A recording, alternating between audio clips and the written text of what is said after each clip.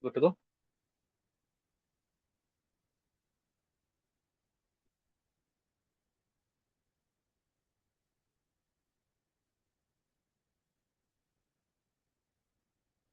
Should I start?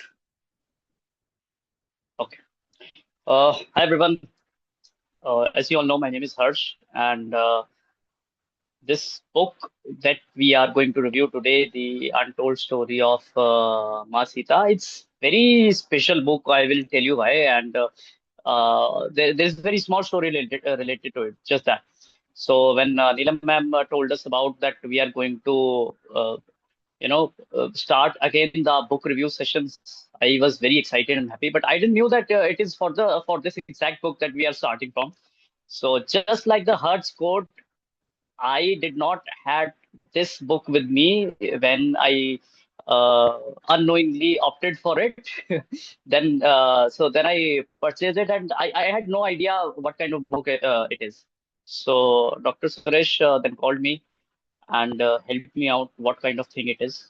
And I have read it with my heart, and it is.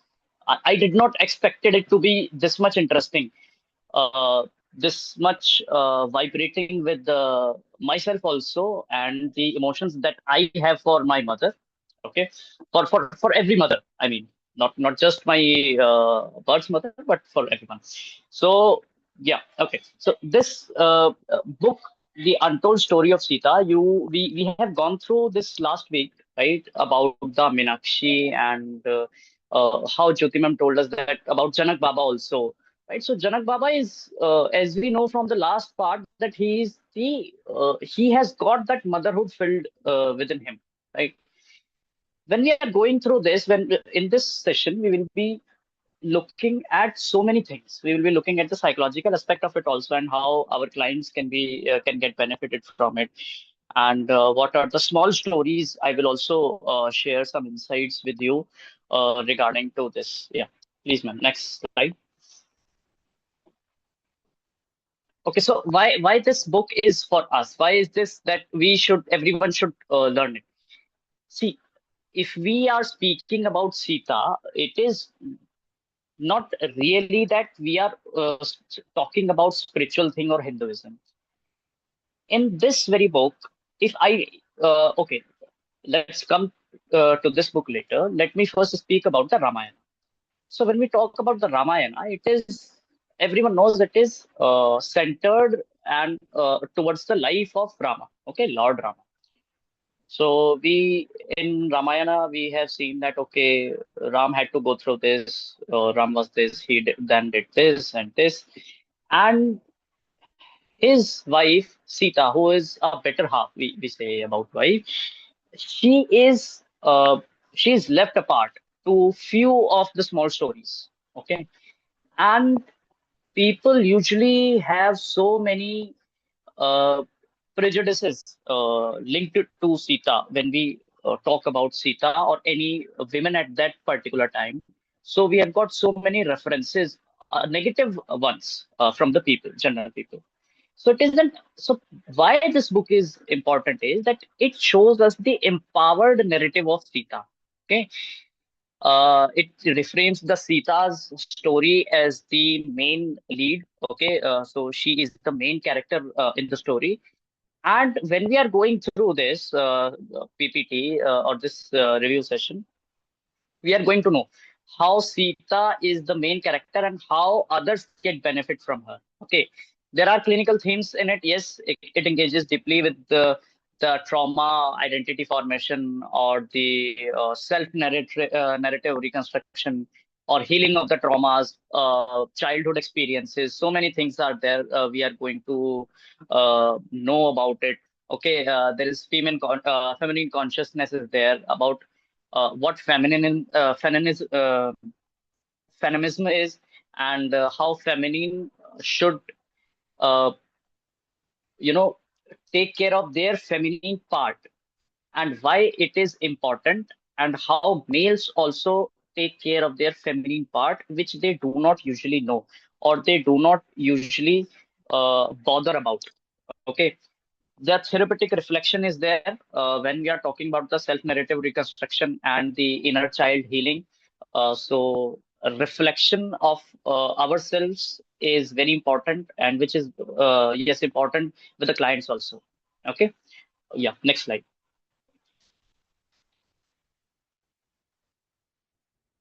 So this is Lifelines one narrative reconstruction, reauthoring stories. So victim narratives are there. We are going to see about Meenakshi. I'll tell you these stories later in this very review. Okay, so how victim narrative is the one that we always, for us also, we have been always thought about ourselves that we have been victimized by others, but it is not like this. It is about the narrative, about it is about the perspectives of us, how we see life events or the people around us. Okay, not how they are exactly. Client empowerment. We yes, we by reading this, we can get help through the stories how client empowerment can be done. This empowers the clients to reclaim the agency and personal narratives, how their perspectives can be changed towards the life. Okay, and there are so many stories in that that we are going to yes discuss. Okay, I'll share one small story right now. So there is this girl Meenakshi, okay, which we have listened to about in the last session. So Meenakshi is a kind of girl who thinks that her father has not loved her, and only Janak Baba had.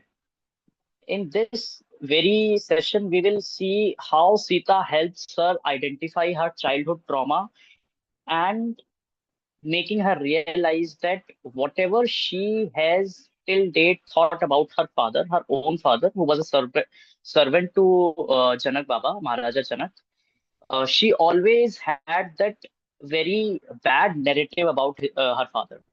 And when Sita tells her about this, she gets teary eyes and gets that instant realization that, okay, she was wrong all along. Okay, yeah. Next slide, please.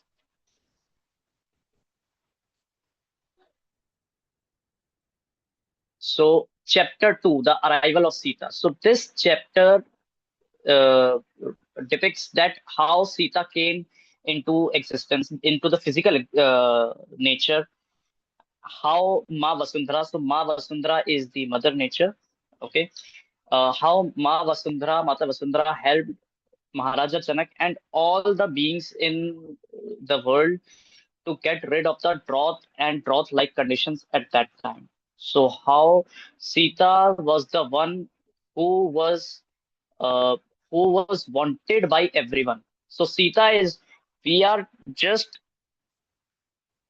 we are just telling Sita as the physical form of Mata Vasundhara. Okay. In many times in this chapter, Sita has been referred to as the daughter of Ma Vasundhara, not the daughter of Janak and Sunanama. So, what key themes are there that Sita's incarnation is conscious entry into karmic journey to help everyone, help every being, every aspect of life, every component that we have been interacting with nature, the ecosystem, and within us. So if we see about the define of ecosystem, what ecosystem is? That ecosystem is something, a system, which is well maintained and in which biotic and abiotic factors both interact with each other, right? So Sita also tells us that interacting with both the components, biotic and abiotic. Biotic is living component, abiotic is non-living component. So interacting with both the components with the same values, it's the utmost thing that one should do. We have to shift mindset from pity to reverence for suffering. Pain becomes meaningful. Purpose, experience, supporting growth. There is this one more thing that's been in there is that what Dr. Suresh also says every time is everything which is in front of you right now, it is learning. Do not think why it is there in my life. Always think, what can I learn from it? Okay. When you learn from every single person which is there in front of you in your life, or every single event, or every single condition, situation, then you become wonderful. Then your life becomes wonderful, and that is how you grow. That is how you move forward in your life. Yeah. Next slide, please.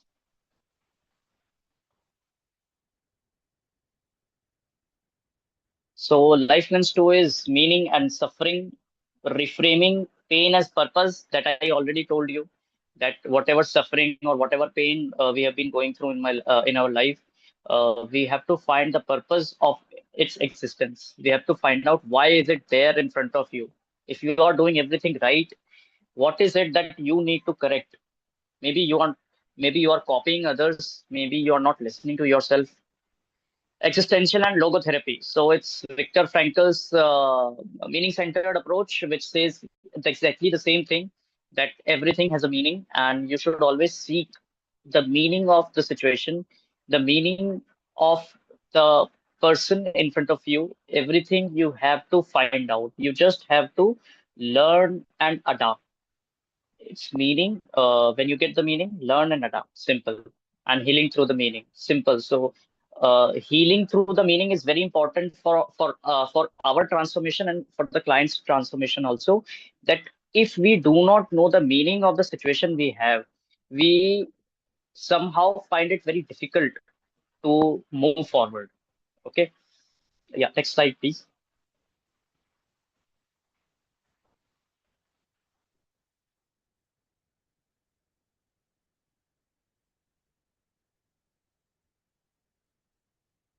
Next.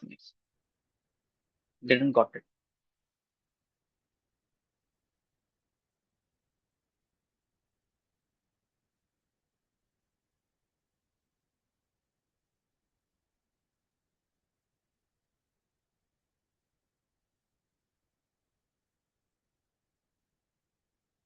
Yeah. Okay.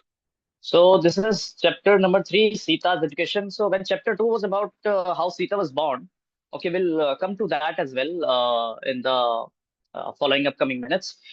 So its positions as both student and teacher. Sita's education that from the age of one, she had her first lesson, and many things have been there. She has been educating to the rishis also, to the sages also at this very small age, and she has been studying with some other sages. We will get to know which sages were there, and a rishi woman path has been followed by Sita, which is if we talk about Baba Janak or Maharaja Janak, at that particular time or that particular period, he was one of the most learned person in the world. Okay, if we talk about the Vedangas and Upanishads, many Upanishads were written in the court of Baba Janak. Okay, so Baba Janak or the Maharaja Janak is known to have many many learned people in his court, and have their competitions, have people came across the world uh, into his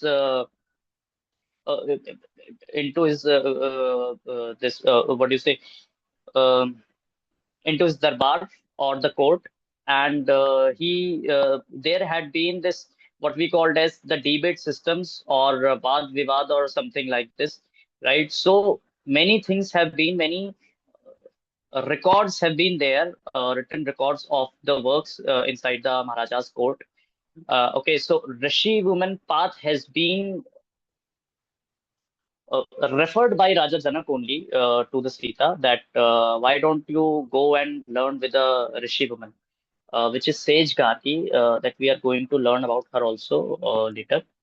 Next, please. Next.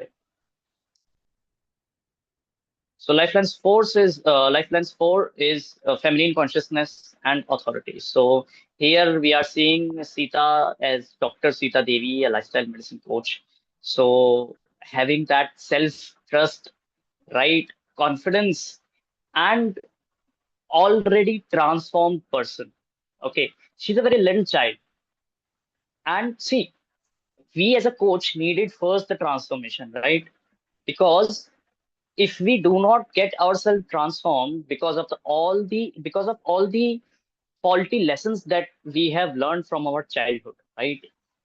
Our parents, colleagues, friends, teachers were not that much learned people about life. So we adopted whatever we felt is right, but we never knew what is it to be free of mind, what is it to be free of thoughts, what is it to be free of perspectives or judgment. But in case of Sita, she did not need transformation. She is very little. Her father, her mother are healed people. Okay. The sages that she is going to live with or the hermitages she is going to visit, they all are blessed people and they all are transformed already. They all are healed from their traumas. So when you surround yourself with people who are already healed of all the things, you do not get transformed. You just get transformed instantly. So when we are talking about Masita, from the birth that she has been around with the people who have been already healed, she is a born lifestyle medicine coach. Okay. Empowerment therapies she has been giving, she will be giving when we are going to see the stories next, right? Authenticity is there, identity is there. So the clinical applications for us are negative narrative reframing, meaningful pain, inner wisdom, value alignment. All these things are being taught in this book through Mata Sita, and we are going to get everything. Yeah, next slide, please. So what I have learned from my experiences and my learning, my narrative about this untold story of Sita, this book by Dana Miriam is many things. And so when I was reading these two chapters, I thought, okay, do I have time that I can finish this in one go? But I didn't have time. I'm so sorry. I just had to include these two chapters only. Okay.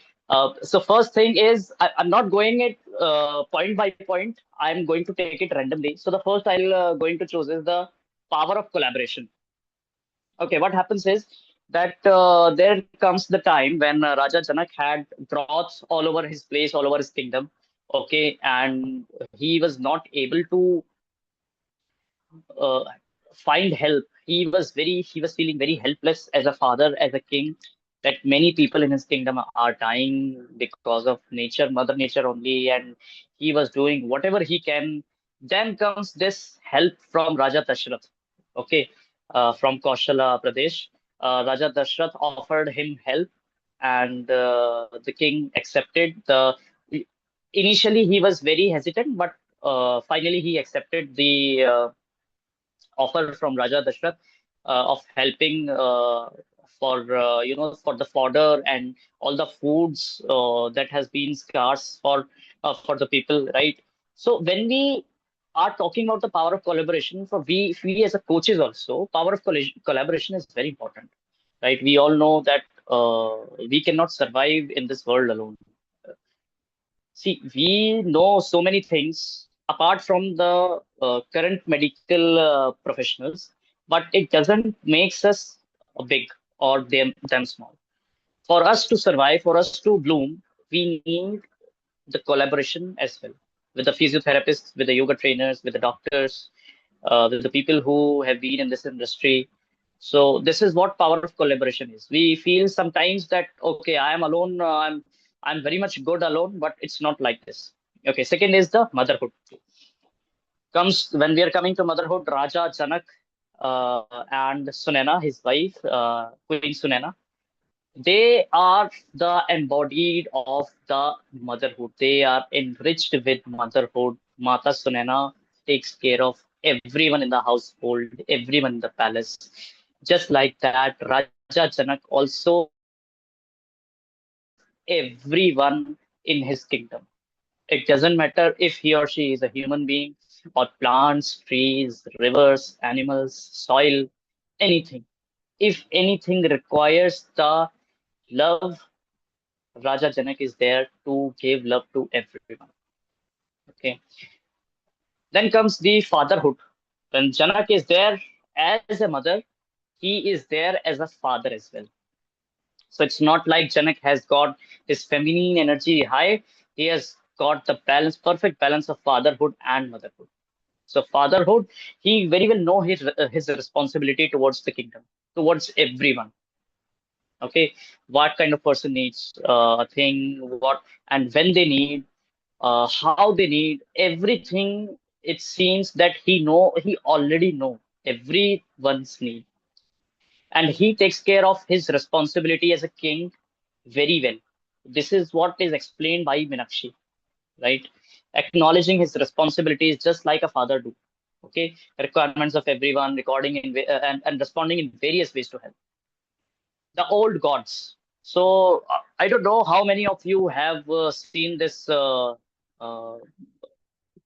GOT, Game of Thrones. I don't know how many people have seen this American series, Game of Thrones. So there is this one thing from that is old gods and the new. So in Game of Thrones, old gods are nothing but only the trees and the forest. Okay, the old oak trees they used to worship, the rivers they used to worship.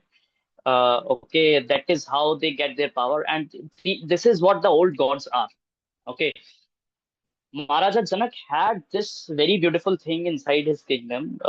You can say it as a rule, also you can say it however you want. So he tells people, he asks people to worship the things that are actually being resourceful, either taken it to be stones, rocks, mothers, the trees, the land, soil, the animals, insects, anything. So everything that has been resourceful to us in any way, this is what Janak has asked everyone to worship. Next, coming to the misunderstanding, the childishness. So these things are about the Meenakshi only. Okay, Meenakshi is being very childish. Why? Because at very small age he lost her father, and when her father was alive, also she did not had that respect towards him. Okay, and it's very childish.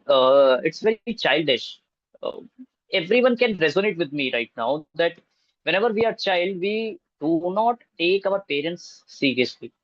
Okay, when especially when we are at the age of teen, right? When we are about to become adults, that adolescent the phase, that is one phase that we think that we are the only one that has knowledge, and the people around us are all not so not so wise. Okay, so this is what Meenakshi has been thinking about his father.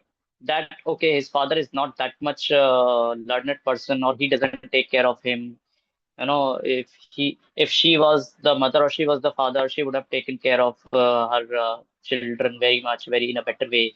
Okay, this is what all the childishness has been, that misunderstanding had been, uh, that's been uh, that's been on broken by Ma Sita in later stories.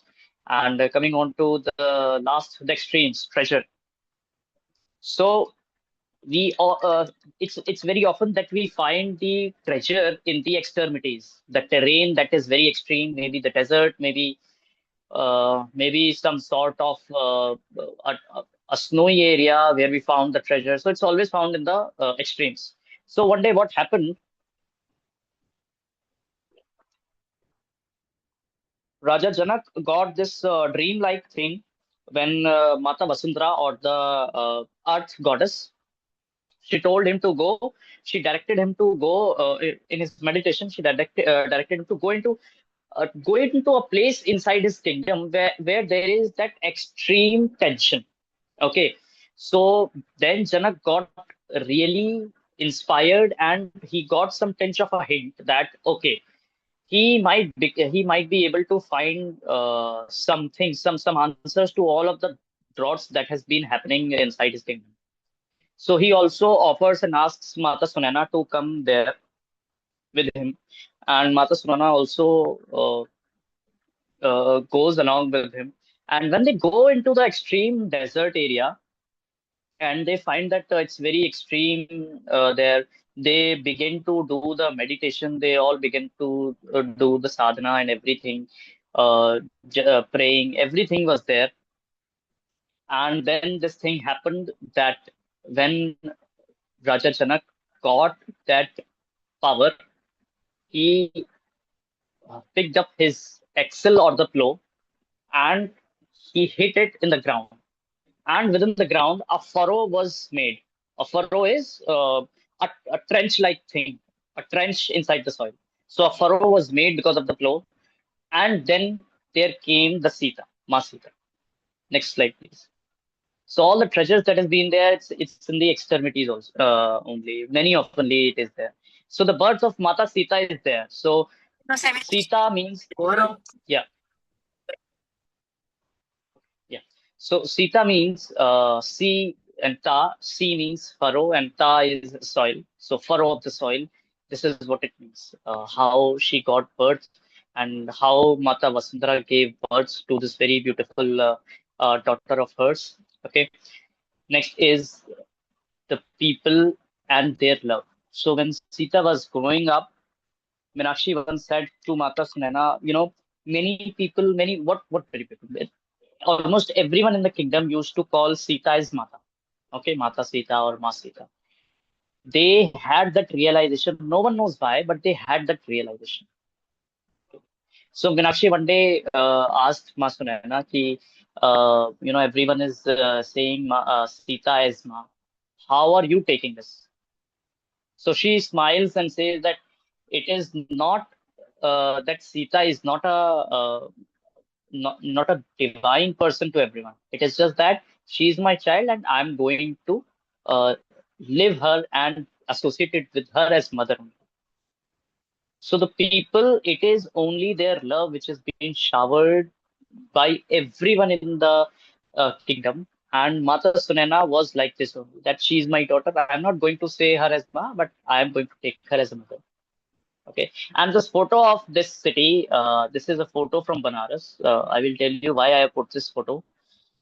In Banaras or the sacred cities, okay, if we say about Mathura, Kashi, Banaras, and Ayodhya, anything, these people, the local people there, they do not take these gods as gods. They take them as their child. They take them as a part of the family, a family member. They treat them like this. So if we say about Kashi, they do not think that Shiva is some god or something like this. They treat them as a brother or as their own child and talks with him and does everything like we do with the physical form. Next that we come is the first lesson. So the first lesson is of 1 year old Sita. It's the first expedition to the hermitage with Baba Janak, and this is where she gets her very first lesson. And many sages they see Sita and they said that you are already here, and they are not surprised that at the age of 1 Sita is there in the hermitage inside a jungle. Okay, they say that it is time for your first lesson. So what happens is, so for the first lesson, she in the night she wakes up and she goes blindly into inside the jungle. Okay. When she goes inside the jungle, Meenakshi is there following her, and is what she sees Sita doing is Sita is helping few animals in the forest. And she is very surprised to see this, that how a 1 year old child is able to know these things and able to help other animals without knowing the language or without understanding. It's like Disney's Moana. We have seen Disney Moana, motherly love in a child, where I think you all must have been seen this reel somewhere, maybe in the YouTube or Instagram, that there is this child who is helping a little tortoise getting it back inside the ocean, and one big bird wants to eat it, but she is helping her like crazy. So the epitome of so the behavior of Sita and all the emotions that's been there, we have seen something like this in Disney's Moana.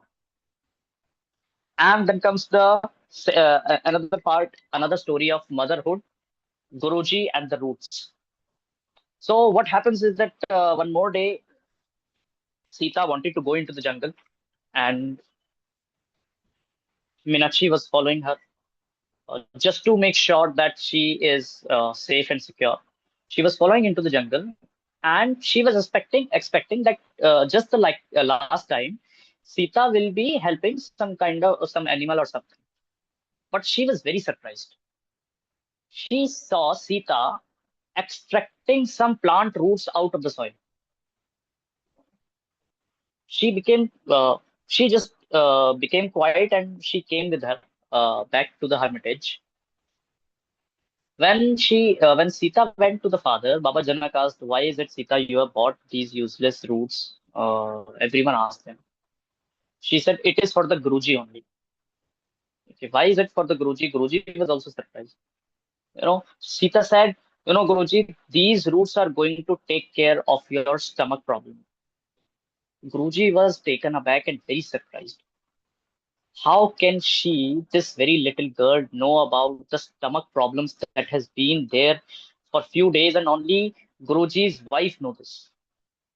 So Sita tells Guruji everything about the remedy, that how to extract the juice of the roots, and how to drink it, how much to drink it, when to drink it. Everything she tells Guruji. And within few days, Guruji felt very better. So this is what the motherhood of Sita is about towards the eldest of person of the society. Next is the Hertz code. We have already read Hertz code. I mean, people who have not read, you need to go through it. That was the one of the most beautiful books that I have read. And Hertz code, why I have included it in this chapter is that in this there is this story of treating everything social and equal. Initially, earlier I told you that we have to see all the biotic and abiotic factors as equal, right? So there is a story that one night what Sita did was she woke up and went towards the river shore, okay, at the river bank. When Meenakshi followed her, she saw Sita talking with river, not just talking, but scolding the river. You know, when Sita came back, she was very surprised. When Sita came back, she asked Sita, "Mata, why were you scolding the river? What happened?" So Sita said, "Last night an ox was taken with the flow of river and died. I was scolding the river why she had to do all these things. The ox was a domestic ox, and it was and the human that she has been living with, the farmer, he must be very sad about this news. What is the fault of that particular farmer of the ox that you have taken the life?" So she was taken aback. Sita speaking with the river. And this is what we usually should do. And if we are not doing it, that's our problem. We have all learned Hertz code, right? But we do not follow it. Why not? I'm not saying that you should go to a river every middle of the night and go and talk with her. Do not be Bhishma Pitama. Okay, so it's not necessary. But what I am asking you is, why don't you talk with the things that belongs to you? See, there is this more story to the river. That particular story you have to read it after buying the book. I'm not going to complete that. But why are not we as a person speaking with the things? Our pen, our laptops, the diary that we are using, or the table that's being used, the chair, the phone, anything. Next slide, please. And coming now towards the end of this session, Sage Gargi. So Sage Gargi is a learned person, or the Rishi,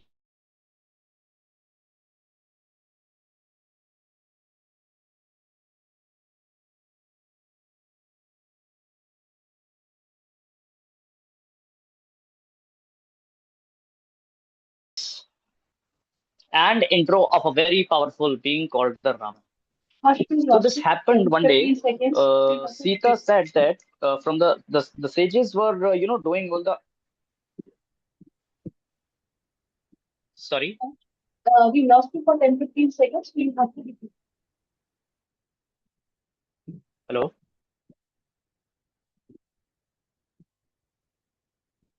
Harsh, we have lost you for a few seconds. Can you repeat it from Sage Gargi again?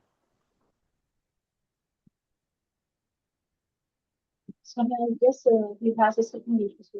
Yeah. Am I audible now? Yeah, yeah. Okay. Okay. So the this intro of very powerful being Ravana is there inside this You third will have to chapter, start and from Sid Garvey.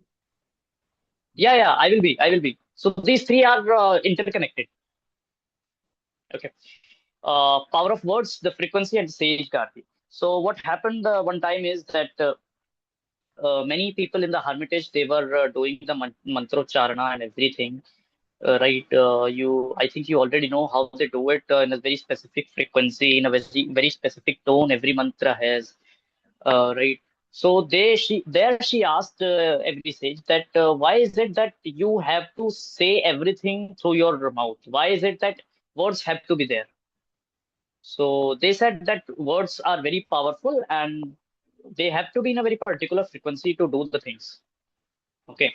So she said, isn't the thoughts much more powerful than words? The frequency of thoughts has to be that much powerful than words, and they should have worked very far much betterly.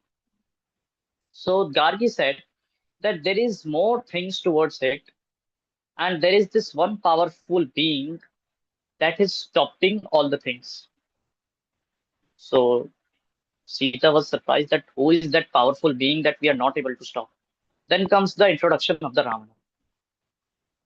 Okay, Gargi said that Ravana is a follower of Shiva and he's a Shiv Bhakt and he's also very learned person. His father, she told about his father who was a sage, who's a very renowned sage, and Vishrava, a sage Vishrava, and but his mother is one demon-sided person. So it's only his choice that the Ravan has to go and took the choice of his mother only, the behavior of the mother only, and he's doing all the things in badly.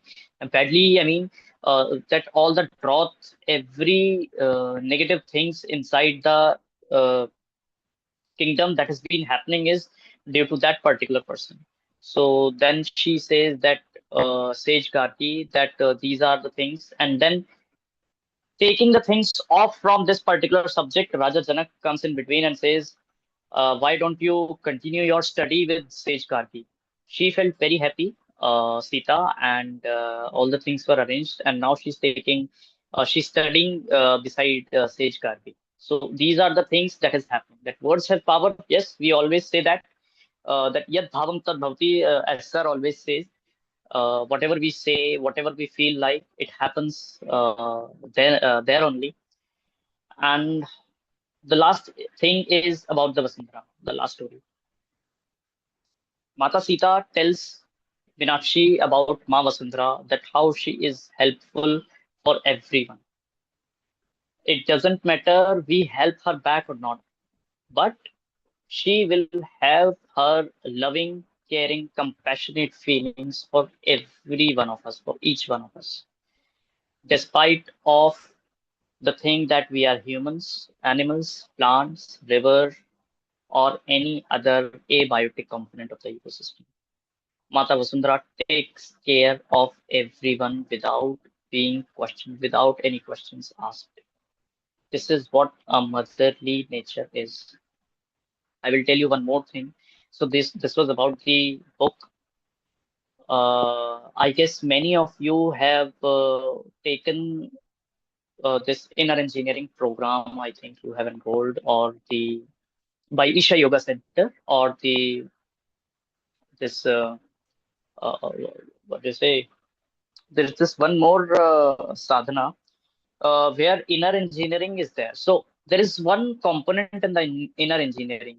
that we have to remind ourselves every day that we are mother to the nature or we are mother to others. Okay, that we have to develop that particular emotion, that particular behavior of a mother who has to shower love and compassion to everyone around him. So being mother means without any asking, without any expectations, you have to shower your love, you have to shower your compassion, your care for everyone around you. Despite of anything can happen. You know it that life is very unexpected and anyone can do anything, but still when you care for everyone equally, this is when and this is how you become a mother. Next slide, the last slide. Thank you so much for everything, and we are open for the questions. I hope you enjoyed, and I did not bore you. I guess I bored you, but what can we do?